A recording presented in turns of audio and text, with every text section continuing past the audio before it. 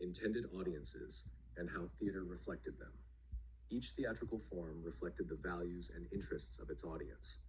The Country Wife was written mainly for aristocratic Restoration audiences.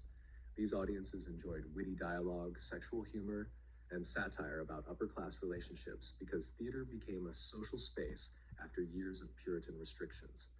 Expensive costumes and fashionable settings reflected elite culture.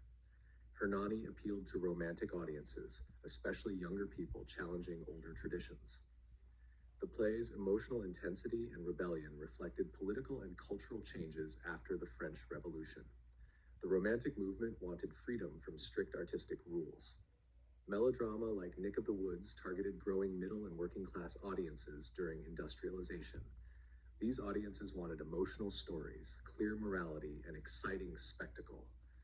The use of violence, music, and dramatic rescues made theater accessible and entertaining to large audiences. Miss Julie was aimed at audiences interested in modern intellectual movements like realism, psychology, and social Darwinism. Naturalist theater often appealed to educated middle class audiences because it treated theater as serious social and scientific art instead of pure entertainment. The Cherry Orchard reflected audiences interested in social change and psychological realism. Russian audiences connected with the decline of the aristocracy and the uncertainty of modernization.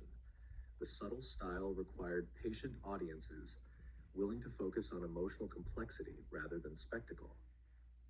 Trifles connected strongly with progressive audiences interested in women's issues and social realism. The play criticizes how women's experiences were ignored in society and the legal system. Small realistic details became politically meaningful.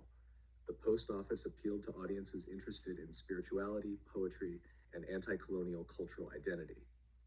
Tagore blended Western dramatic structure with Indian philosophical themes, creating theater that reflected both global modernism and local traditions. Production styles also reflected audience expectations. Popular audiences often preferred melodramatic spectacle and visual excitement, while realist audiences increasingly valued believable acting, detailed scenery, and psychological depth.